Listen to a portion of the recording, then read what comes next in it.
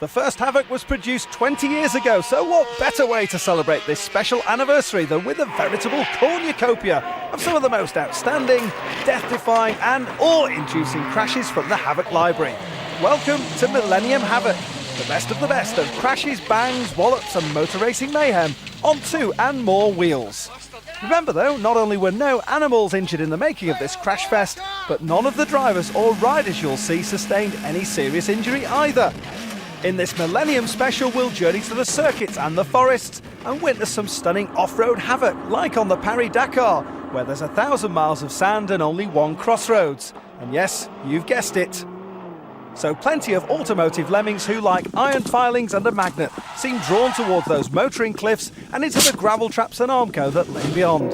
So get your oohs and ahs ready as we enter Millennium Havoc.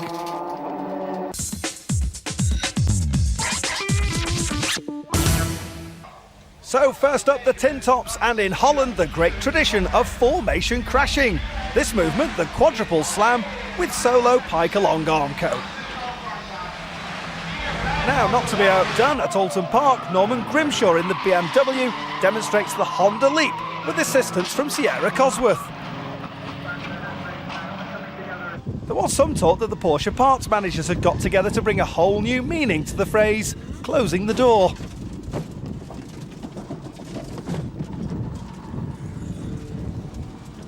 Now watch the 968 on the inside. John Barker, motoring journalist, is about to have his copybook blotted. Well, like we've always said on Havoc, if you're going to hit the barrier, might as well do a proper job, eh? Bang!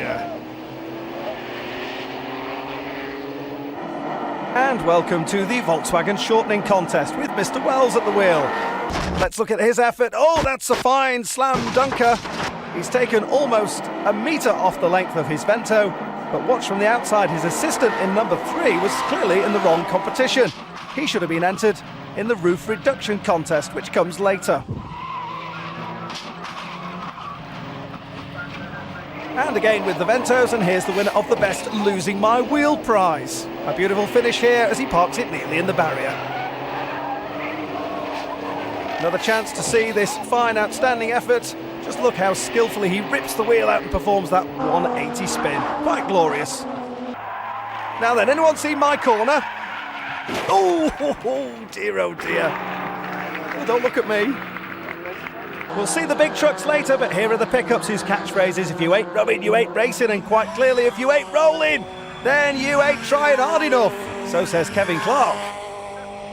Well, later that same day, Kevin had rebuilt his truck and was leaving the rolling to a fellow trucker, Pete Chambers. Rolling, rolling, rolling, keep those trucks a rolling, rawhide.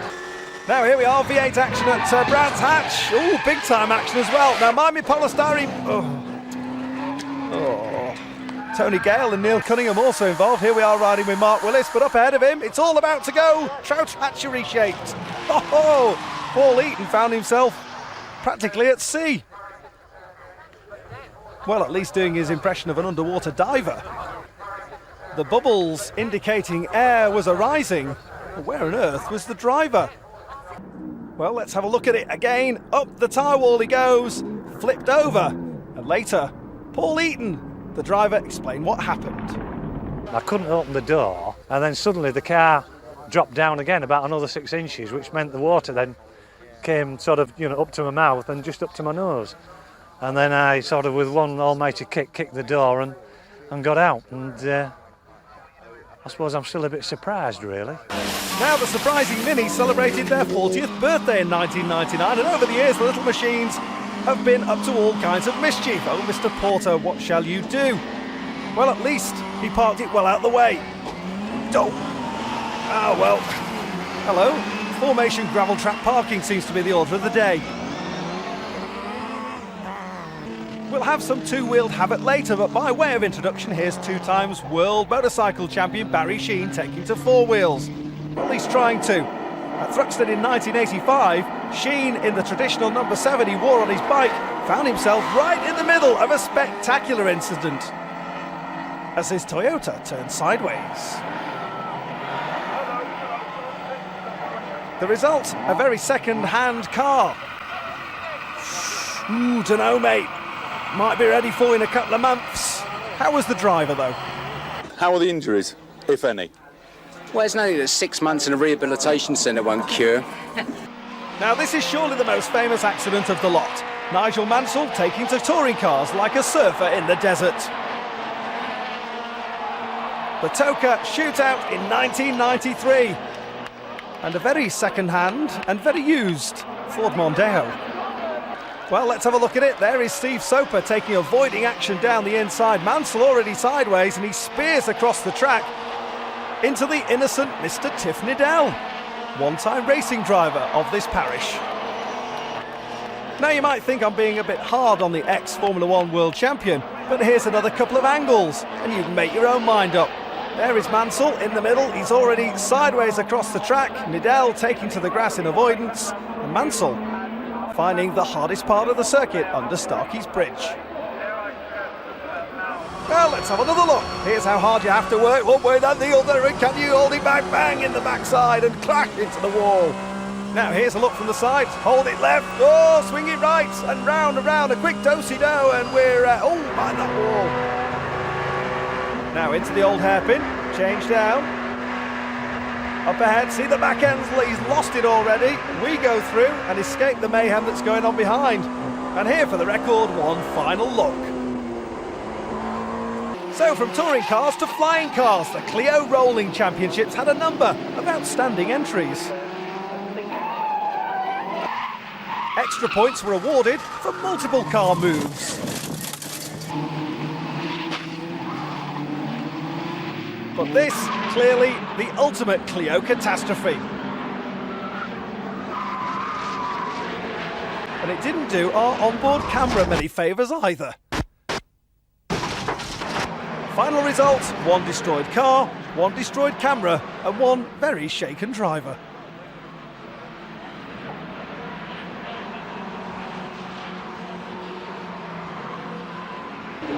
Touring cars are always good for close competitive racing, but sometimes it all goes terribly wrong.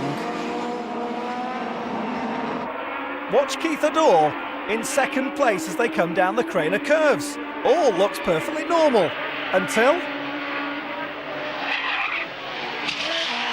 this massive fence vault certainly had the marshals bemused.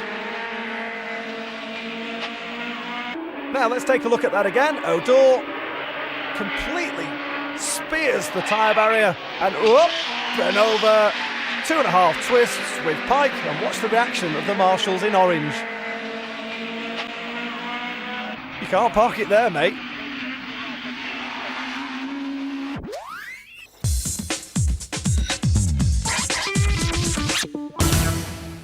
.1200cc and almost 1,000 brake horsepower takes a lot of stopping, and sometimes that mass would really prefer not to be stopped at all. Now tell me, where does a 10-wheel truck doing 100 mile an hour go when it falls off the black stuff? Well, of course the answer is pretty much anywhere it likes, really. What did you expect? So let's take a look at that again. Steve Parrish on the left-hand side in 6, but behind him, Fritz Kreutzbeutner in 2 and Marcus Osterreich in the Mercedes and MAN respectively, tangle and tango through the gravel. Now always remember, the secret of truck racing is to try and keep going. Whatever happens in front of you, there'll always be somewhere to go. That is, of course, unless you're Rob Williams at Brands Hatch, who got it very crossed up out of Druids and paid the consequences. Oh well, at least nobody hit him.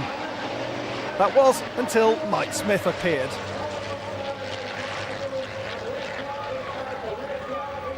And watch in the upturned cab as Rob does his impression of climbing out of a lift. Now here is Kurt Goranson. He's clearly been practicing on the skid pad. Just look at this for truck control as he effortlessly glides through the corner like an Olympic skater.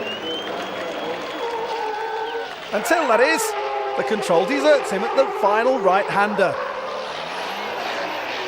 Oh dear, it caused him to lose the race on that very last turn.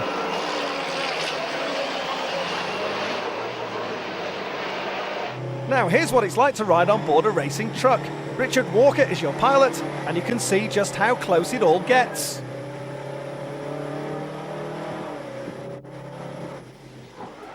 Now that is a little bit closer than I had in mind. Now believe it or not, all that happened before the start. Here's another look. The drivers on the front row see that the start is being abandoned, but further back, Richard Walker didn't see a thing. It happens rather quickly, really. All I can recall is I had no idea the race was being stopped, and I was behind Denhart, who was blocking my view out, and Denhart hit, I think, Gorber. And I swerved then to miss Gorber. So it hurt my neck, my back, but I think most of all, my wallet as usual. Well, as we've already seen, truck racing is quite brilliant fun, although not necessarily in the wet. Yuchi Kallio finds that his tyres didn't quite have the grip he was looking for.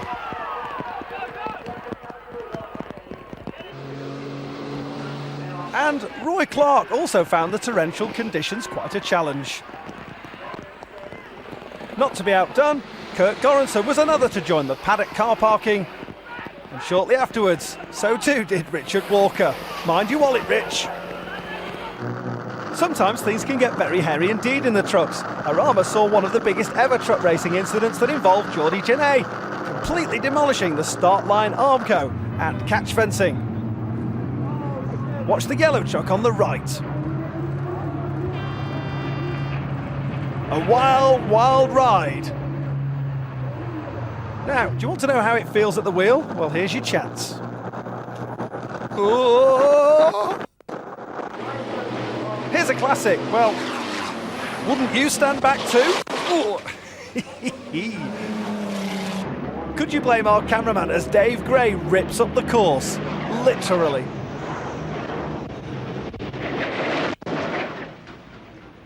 Now, people do daft things in trucks. Here's Steve Murty and his wheelie truck. His front wheels should have been absolutely straight on landing. But guess what?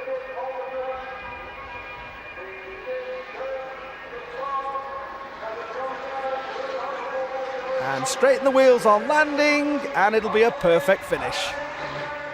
Straighten the wheels on landing, and it'll be a... yes.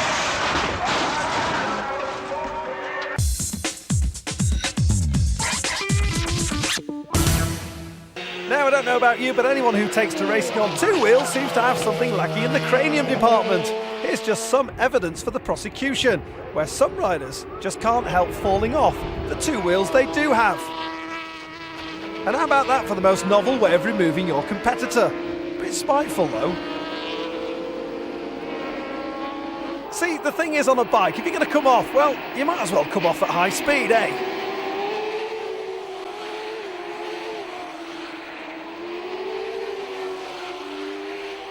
Now, what about the world's superbikes? Always drawing a massive crowd, and this part of the reason why. The Kawasaki riders, well, one makes it through after some agricultural motoring. What the heck happened to me there? Now, here we are, the 125, the biggest pile-up in a 125 race, the Czechoslovakian Grand Prix. And watch out for the star of our show, the Italian Domenico Brigaglia. Hands on head, but he hasn't finished yet. Can't believe it, he kicks the sand and he picks them up and throws it. Oh, temper, temper. Oh, says the Italian, look at what you gonna done to my nice bike. You bullies. Right then. Stefan Mertens on number 4, the Australian Grand Prix, and this bike has a mind, a very fiery mind, all of its own.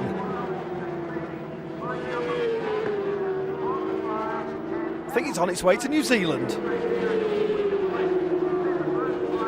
Well, at least when the race is run, there's no problem or drama, is there? Unless you see Toe Pons, whoops-a-daisy. On the lap of honour, he chats to Tony Mangs and runs into the back of the Honda, but at least he's a showman and salutes the crowd. Another veteran rider, Jean-Francois Bourdin, falls off into the corner and whack! Is completely trampled by another rider who gets his own comeuppance. Superstar rider Randy Mamola clearly packed his bucket and spade at the seaside venue. Way up, Marshals. Meanwhile, Kevin Schwantz on the first lap of the 1989 Australian Grand Prix. The Texan walks away from his Suzuki. And here's Mike Baldwin proving that the entrance to the corner is just as treacherous as the exit. Mind that white line. But he persuades the marshals to leave it, remounts and rejoins. Now here's ex-motocross star Gary Goodfellow. Puts his off-road training to good use. But nobody mentioned the remote control bike, specially developed to return itself to the pit lane. Rob McElhenney and Randy Mamola are best of mates off the track, but you wouldn't believe it from their on-track antics.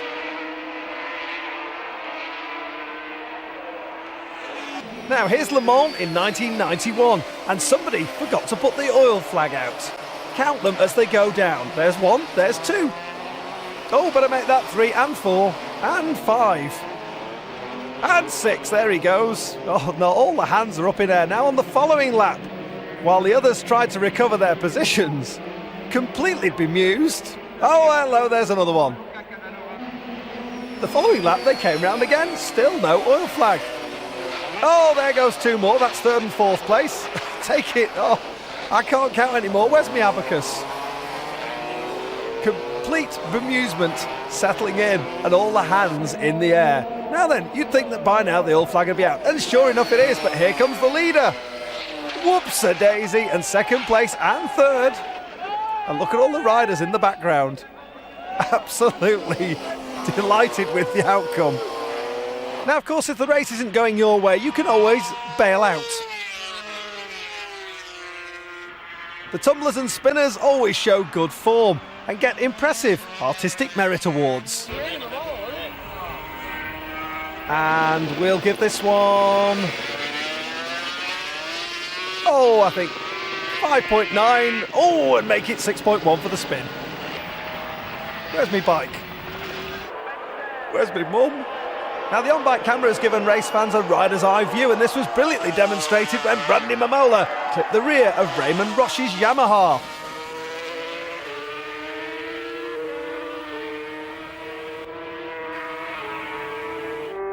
And here's a great view of the Phillip Island circuit with Monsieur Goddard getting a much closer look than even he intended.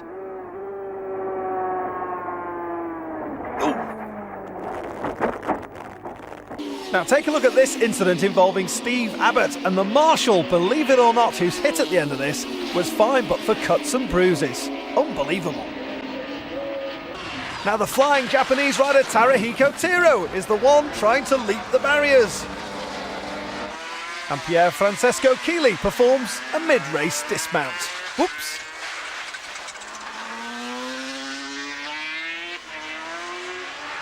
Hey, but look, mon chéri, my arms, they are working. But of course, it's always safe after the checkered flag, isn't it? Not if Taruhiko Tiro is in it. It isn't. Bang!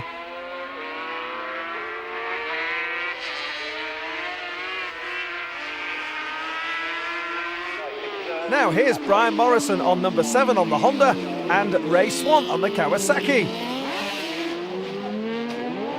They were going for a championship, but which championship?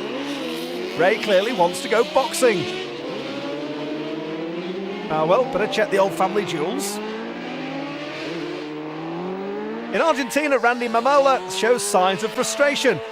Or is this some biker message he's sending out? Still in Argentina, watch the official on the start line.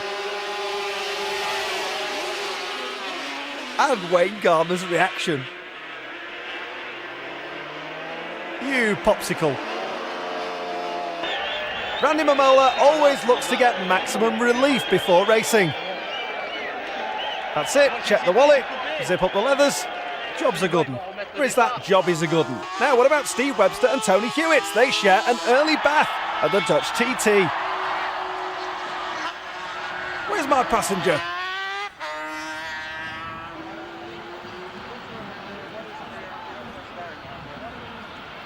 Well, some healthy damage to the machine, but just watch Steve Webster here on the replay, how he continues to grab hold of the non-existent handlebars. The fairing leaps out, and there's Webster holding on for dear life.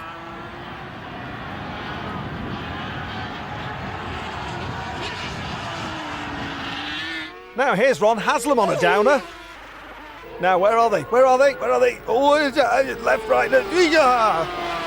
And the Japanese are known for their politeness, but watch this rider. He apologises as he's sliding along on his back.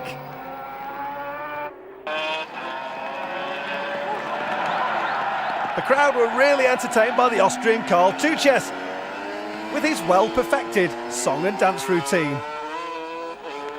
Now high-siding goes along with motorcycle riding, and here's a selection of the best, and some recoveries, and some that didn't. Now how about this for the Wayne Gardner Rodeo Show? And how's this for determination? Randy Mamola crashes at the chicane, but holds onto the bike, drops the clutch, picks the machine up, straddles the bike, and off he goes.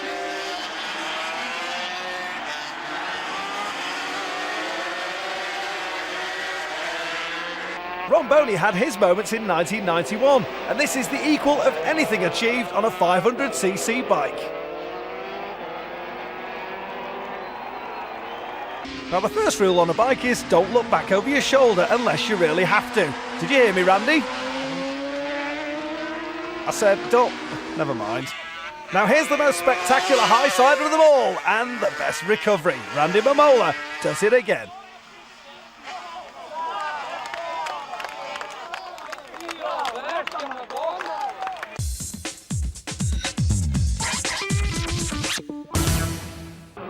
Well, Formula Ford is the perfect training ground for the Grand Prix drivers of tomorrow.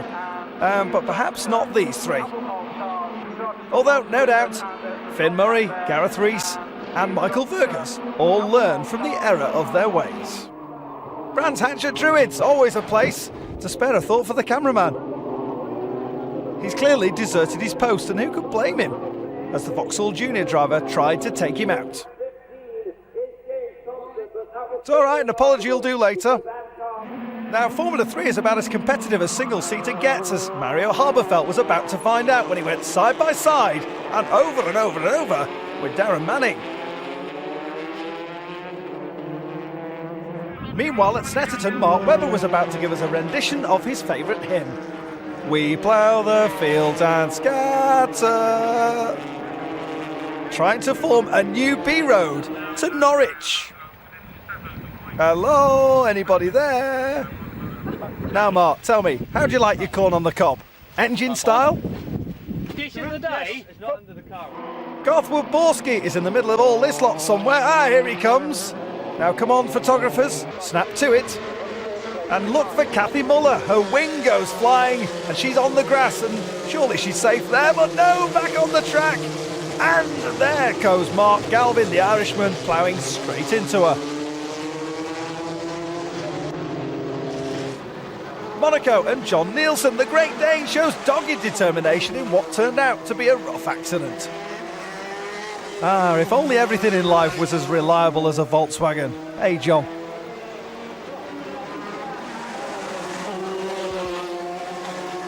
Now, Andrew Gilbert Scott sounds like a name of a pilot. What oh, Ginger? And here he tries to take to the air at Donington. As in all havocs, the driver lives to tell the tale, but look how close he came to wiping out the camera.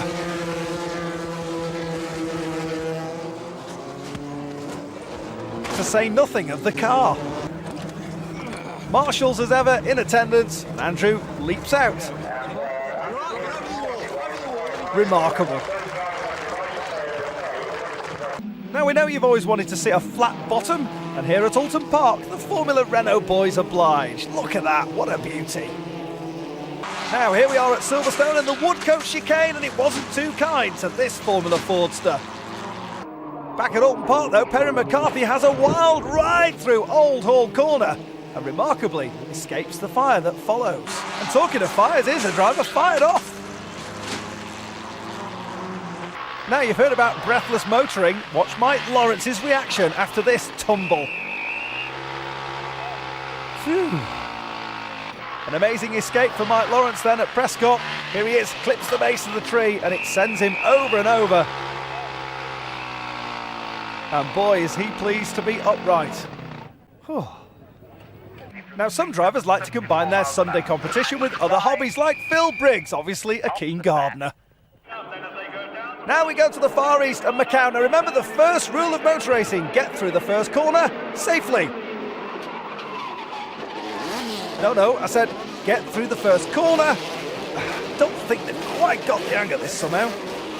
Mind you, that marshal couldn't wave that flag more vigorously if he tried. Push me back, mind me out. That's me going. Count them all, almost half the field stationary here at Macau. Now, JJ Leto was caught up in that, the soon-to-be Formula One driver, jogging back to the cheers of the crowd. So the restart then. Let's try again, shall we, boys? Into the first corner. Yes, looks good.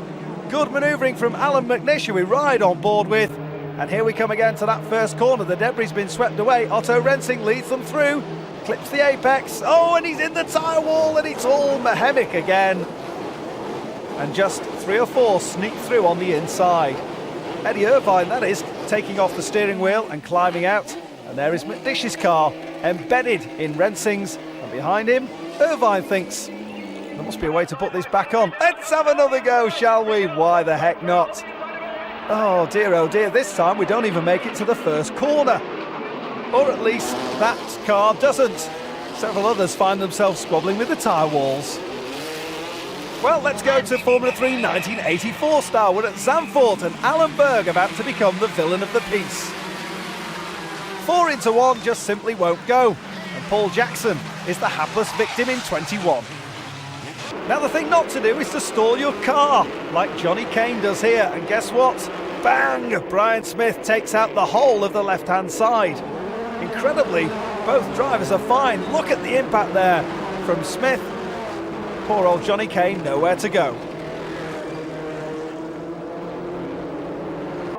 Now here we are at Donington. Same thing happens to Ralph Furman on pole. And bang! The spin sets off a chain reaction which tumbles Paul Lecoq all the way down the start-finish straight. Again, the modern design of these cars paid off.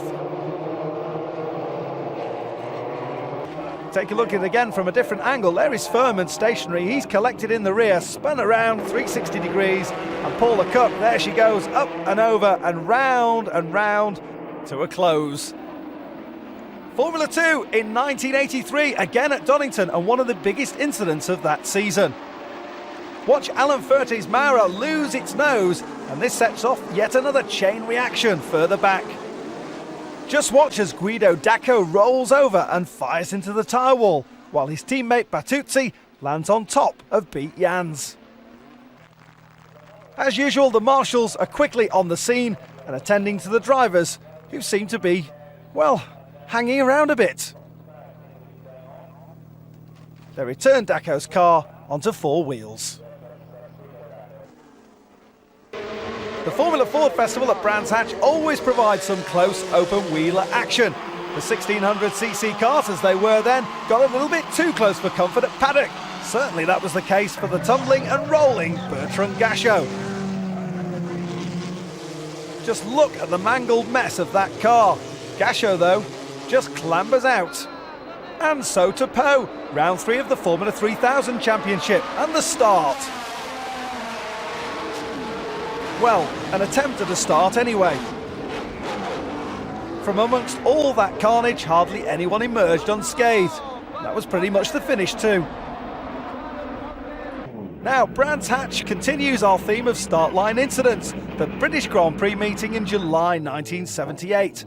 A massive field of cars, including such luminaries as Derek Warwick and Nelson Piquet. Here they are waiting for the start, and of course the Formula 3 Grand Prix support meeting is the greatest for any driver on the calendar, and so was the case in 1978. It was a front row that saw Nelson Piquet on pole, Chico Serra in the centre and Derek Warwick on the outside. See how Piquet spears across and sets off a chain reaction that causes absolute carnage, especially for this driver. Well, the marshals are quickly on the scene. They pull him from the wreckage. Or rather, he runs away himself. Further back, well, anybody seen the parts to my car? Derek Warwick, of course, was involved in the incident, and just after it, he spoke to our reporter on the spot.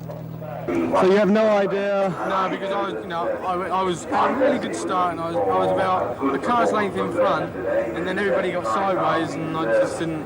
So you were well clear of that. There was nothing happening on your side. Not really, no. There was something happening, though, to Philip Hopkins in a latter-day Formula 3 race. This horrific-looking accident sees the car absolutely explode its energy. Hopkins, again, like all of the Havoc participants, wasn't seriously injured. Now in Germany, Manfred Winkelhock makes his bid to join the Luftwaffe. His application, though, was turned down on the basis that he didn't look after his equipment. Look here, though, how he climbs free and rushes away.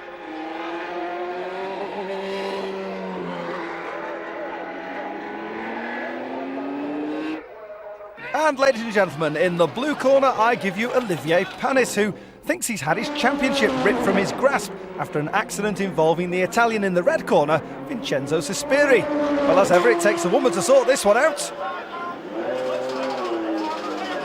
Vincenzo, though, is nonplussed at the other end of the pit lane. The teams decide it's best to take action and scramble on the way to the dressing rooms. Now, we've seen high-flying cars on Havoc, but look at the marshal on the right. Oh, let me down, let me down. Now, here's Hockenheim, a lucky place for Michael Bartels. You might not think so as he spins out of contention and into the barrier, but watch what happens next. Commotion ensues as all around him, Formula 3000 Reynards crash and burn. You might not realise how close Bartels came to massive injury, but watch again as the wreckage is cleared by the marshals on scene. Here's Bartels, unclips himself, and has the right rear corner ripped unceremoniously from the bodywork. Mind you, the Reynard parts department did brisk business the next few days. And now we're off to Birmingham, and the Super Brie, Martin Donnelly, spun his car into the barrier. He's jumped across onto the other side of the Armco, and the marshals are waving flags furiously on the right-hand side. There goes one who didn't see the flags, but watch as Eric J comes in, and watch the reaction from Donnelly behind the Armco. Bang! J absolutely dismembers the car, and Donnelly is outraged. And finally, in the single-seater section, many have marvelled at the brilliant recovery made by Johnny Herbert after this horrific incident at Brands Hatch. Gregor Wojtek and Olivier Guillard are amongst 11 Formula 3000 cars involved. And they all in some way have the modern design of racing cars to thank for their survival. It's all the more remarkable when you consider the massive impact as Johnny slams into the wall and spins back into the Armco on the other side of the track. It also says a huge amount about the character of the man, who has fought his way back to fitness and has since gone on to win Grand Prix.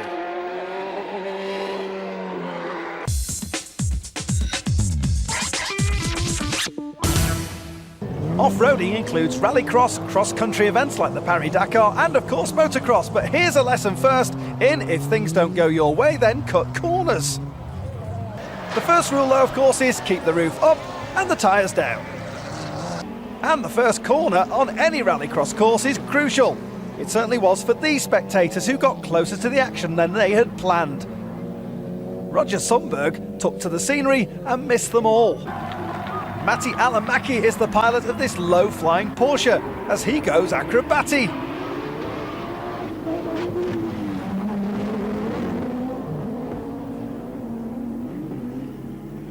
Now then, here's a neat trick for your parlour games. It's called the disappearing Audi.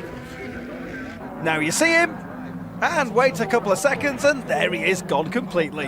Now it can be a bit boisterous at the best of times. Here, one Metro 6R4 tries unsuccessfully to mate with another, and gets spun out for his troubles. Some called this the world's ugliest rallycross car, and when Herbert Breiteneder totaled it without hurting himself, they didn't so much as shed a tear in Ingolstadt.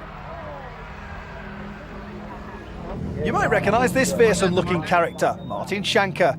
Here's one of the all-time Havoc Rallycross greats. In the B final, Schanker will lead them off into the first corner, with Will Gollop right behind. But Schanker hits the bank and is then pushed around by Gollop and Rantanen. Martin, the Norwegian, is not best pleased, and so decides that he will alight his vehicle and do the most sensible thing, stand right in the middle of the track. Gollop and the others are completely unaware of Schanker's position. He's determined though to stop the race, and succeeds in so doing without penalty. Now here's a replay of it again. Schanker's there, hands on hips. Come on, I'll take you all on. And he does as well, and walks away calmly. Now then, here's one of the biggest accidents ever in Rallycross history. Just keep your eye on the black Audi.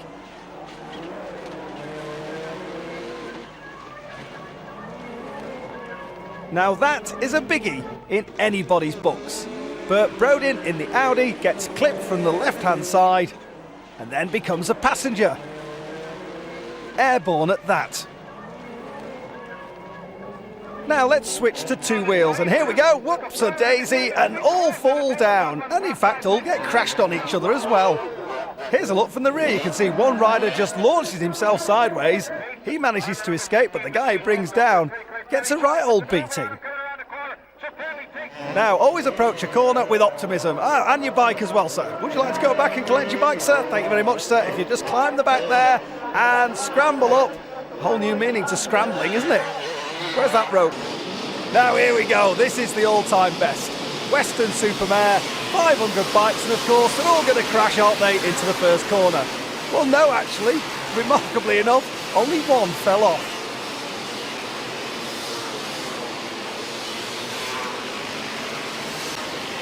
Now, you know how in the Grand National there's the Foynhaven fence where all the horses fail to make it? Well, this is the motocross equivalent. Jeremy Watley makes it through, but pretty much the other 499 don't. It's a right old scramble.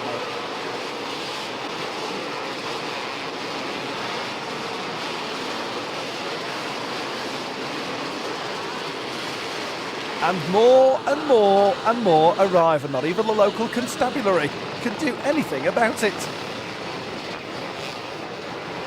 Riders puff and wheeze and tug and pull, and still, only the few make it over the wall.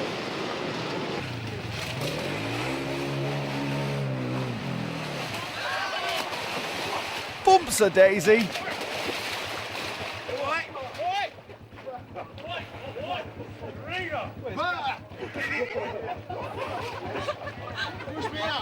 Mike Greenoff more concerned about his headwear than his incident. Now, one's company, but two is very definitely a crowd, and a soggy wet crowd at that.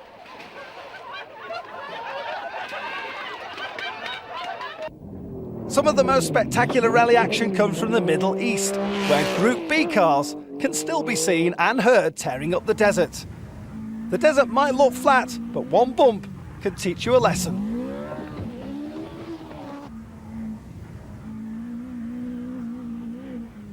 It's my mistake.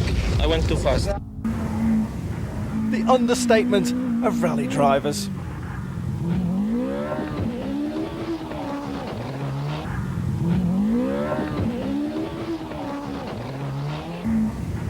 Now, two-wheel drivers enjoy a good jump in the desert.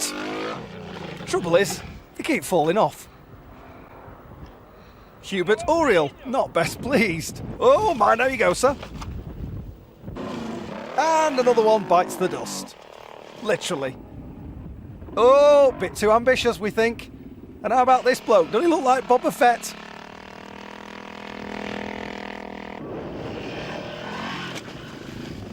Eat dirt, boy. Now, talking of eating, they've clearly loaded the pasties at the front end of this one. Right, now you go. Oh, bit of a nosedive. And the bigger they are, the harder they dive. Now, you know how it is. Your first ever jump can be a bit terrifying. And sometimes you just fall off thinking about it. Well, don't look at me. Oh, shall I, shan't I? No! Now then, here's Jan de Hoy at the wheel of his truck. This boy can handle a machine. Well, most of the time anyway. Now the thing is, you've got to enjoy yourself in the desert. And a quick roll in the sand proves that you're doing just that. Now it's about time we had a monster crash, and we can always rely on Omani rally champion Tony Georgiou to deliver the goods.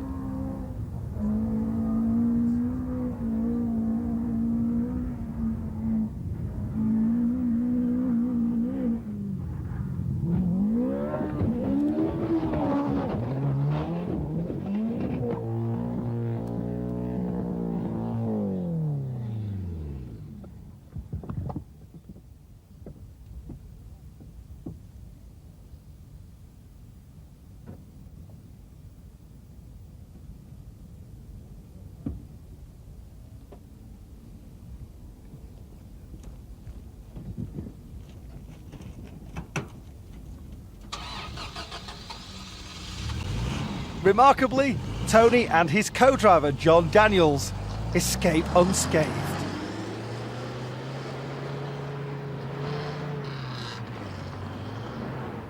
Well, I was trying to count how many times we were going round actually, but I don't know, it must have been, it's the worst I've ever had. I was worried about him actually. I said, I hope he's okay.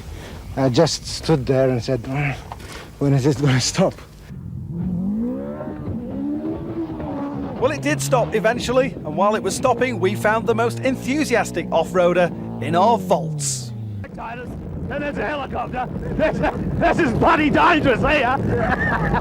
Hold up, fine, come on. Come on, come on.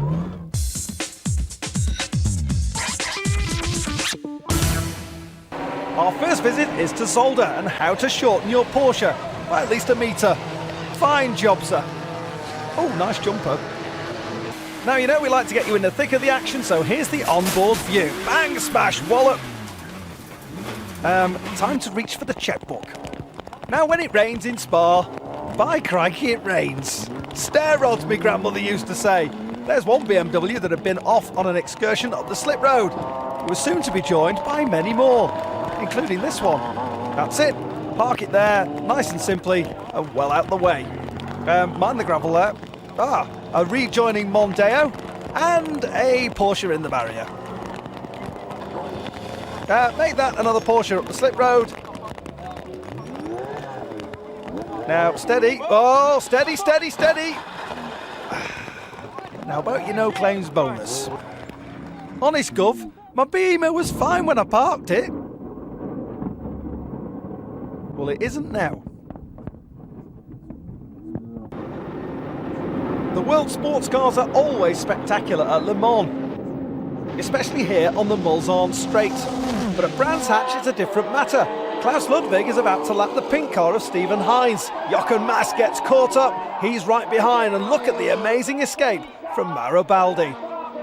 Cheever and Brundle also escape the carnage, with hundreds of thousands of dollars of damage, though, to the Mercedes team.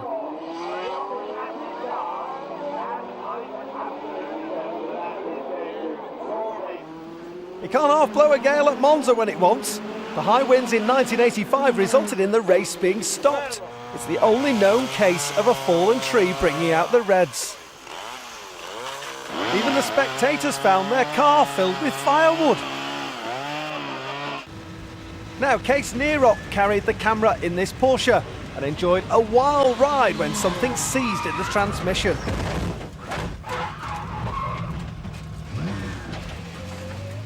Nierop elected to carry on. He couldn't see what was going on behind, unlike the team manager. Just listen to the radio.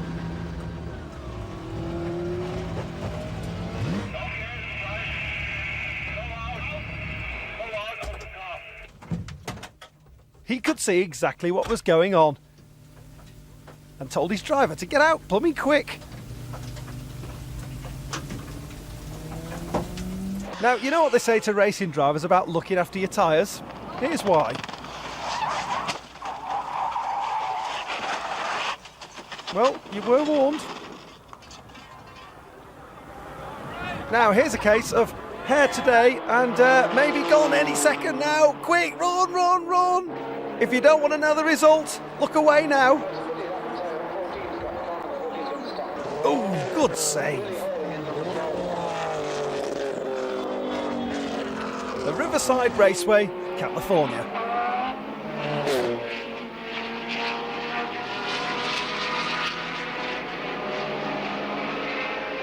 The cars involved are a Chevy Corvette, a Group 44 Jaguar and a Ford Probe. Watch here on the replay. The two cars at the rear touch and the Jaguar is already on its way for a biggie. Chip Robinson at the wheel. And it's the Ford Probe driven by the lady racer Linson James that bursts into flames. Okay, women drivers. Brands Hatch and Bob Wallach and Hans Stuck are full on at it through Surtees. Stuck spins and looks to be out. Although he rejoins the track, performs a classic 180 and continues in the race. But later in the garage they had a nice little chat about it and became teammates the following year. Fire is the most feared of all pit lane dramas. Here, 1984 world champion Stefan Beloff is about to leave in the Porsche, but fuel has spilled and ignited on the red-hot turbo. A year later, it was Derek Bell who carried the onboard camera as his car burst into flames in the pit lane. Only prompt action and brave men prevented a major disaster in the crowded area. Within seconds, it's an absolute raging inferno.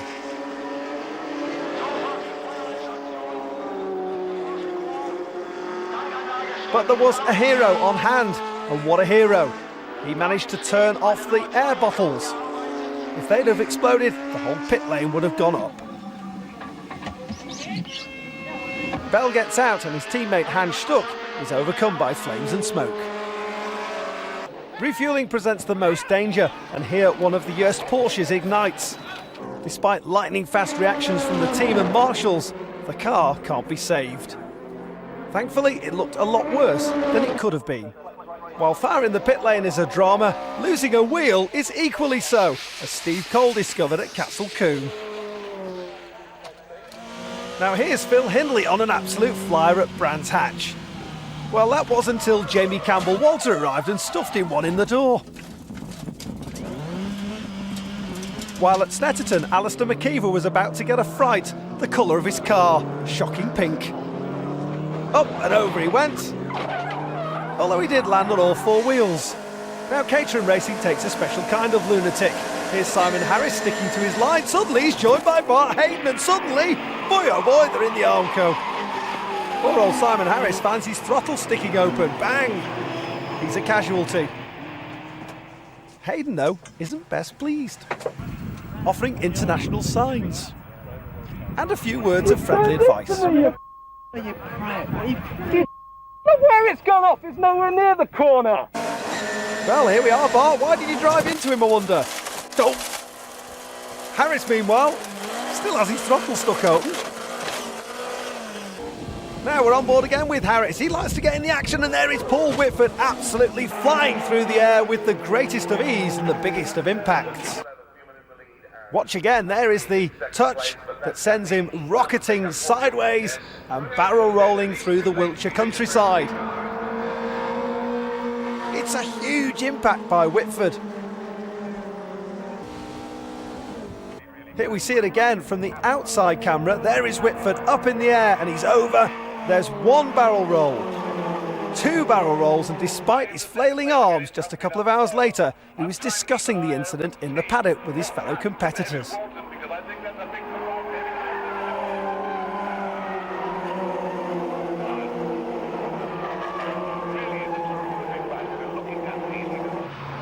What a beautiful car! A Jowett Jupiter. Oops, steady. Deary, deary me. Here's another look. The banking is clipped and the car just spins over. Well, incredibly, the driver emerged with nothing more than a sore finger. Ah, happy ending, hey. And so, finally in the sports car section, back to the catastrophic Caterhams. Down Paddock Hill turn they go. Art Marcus subbing for Steve Parrish. In the red car it's Nigel Smith, but they didn't reckon on the arrival of Chris Metcalf and the ensuing inferno. Metcalf jumps out and Smith goes straight to the aid of Marcus. Fantastic.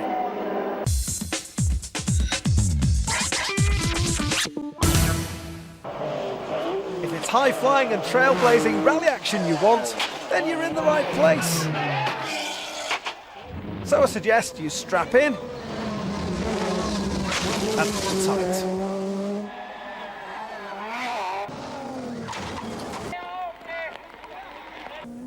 The Galway Rally in Ireland. Bertie Fisher suddenly discovers his brakes have failed. Look how close he gets to the spectators, standing in a dangerous position.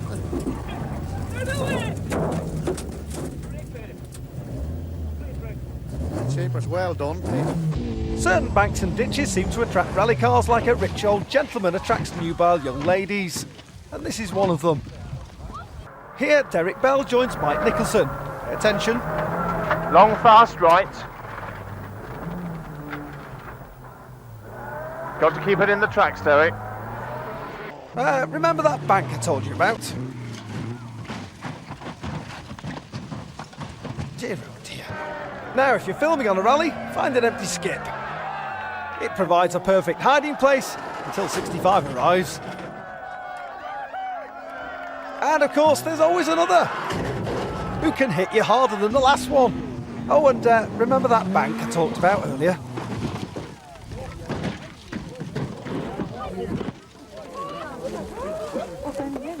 Now, let's rejoin Derek Bell with Mike Nicholson. Now, pay attention, Derek. Over that second crest, it drops down to a square left, difficult to stop. That'll do. Woo, woo, woo, woo. Listen to me, it's here, it's here. Oh, Derek. Oh, Derek.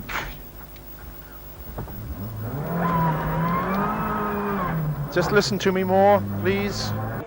Gary Lease proves that Ford are a hit at the bank.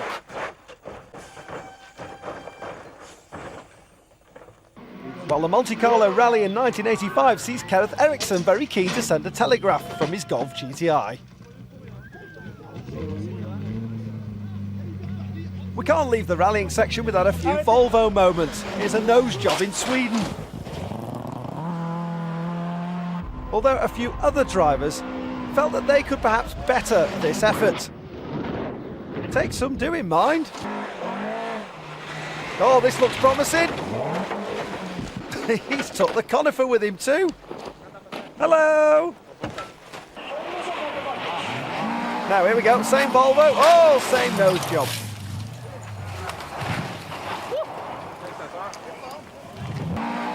Here we look at it again. Look at that, almost right end over end. And world champions don't escape the action or the spying eye of our camera. Here's Colin McRae.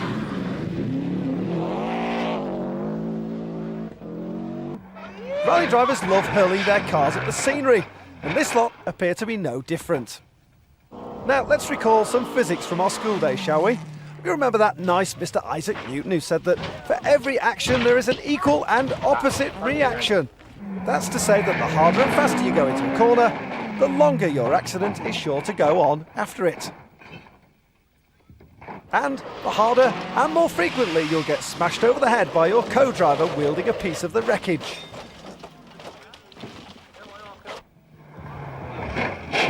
And incidentally, this the law that says if you bang a piece of metal hard and in close proximity to petrol vapour, you're sure to find out what a ridiculously low flash point the substance has.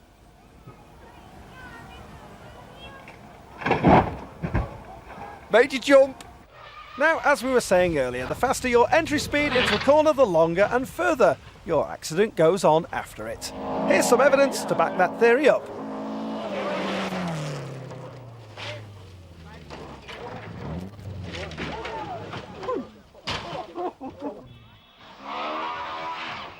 Followed by a clear demonstration that yes, gravity can be overcome.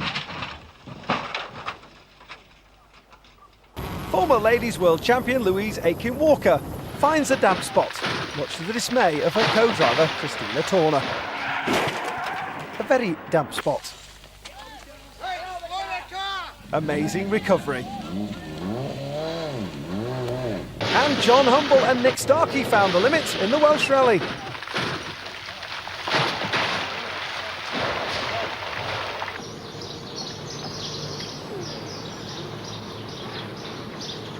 But leave it to the flying Finn Ari Vatanen, who knows how to finish a stage in style. Middle Eastern rally star Mohammed bin Sulayem filled Ronan Morgan with disbelief.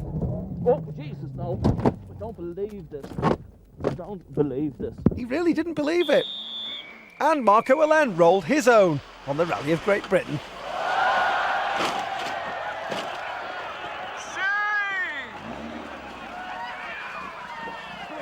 Now then, brake, middle pedal, brake. On the Manx International Rally, it doesn't treat Novas too well. What would you like with your roll, sir? Egg, cheese, ham? We'll get him off the track. Now, Gregor Damavius felt he should get a little closer to his fans, although one man, as you'll see, was not best pleased.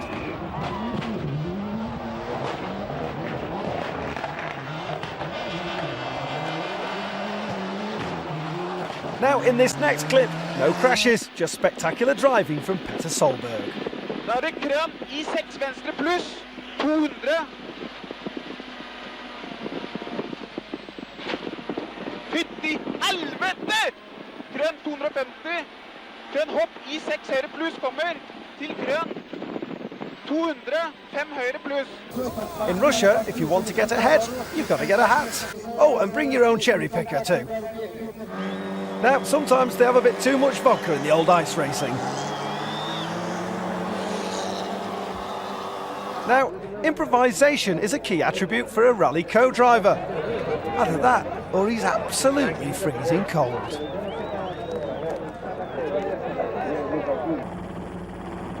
And this pair must be even colder. Warms the cockles, you know.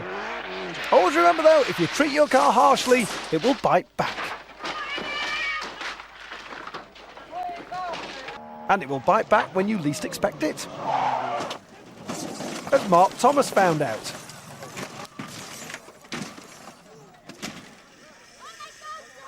We're just coming under the bridge now, down to the hairpin in Oliver's Mount. We came under the bridge, the back end just broke loose. Went up the bank, went over a few times and just ended up in the fence at the side of the road. I don't know what happened. In 1991, Carlos Sainz had an eventful Rally Australia. First, a little trip into the undergrowth. But as ever with the Spaniard, it was a superb recovery. It took a bit more than a recovery after this though. A gut-wrenching barrel roll in which Carlos and co-driver Louis Moya emerged unscathed. The final word though to Mike Nicholson, giving Derek Bell some extra confidence. Everything all right? Okay. I see into it.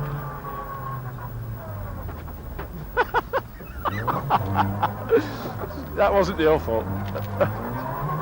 Goes left, this is where we spun before.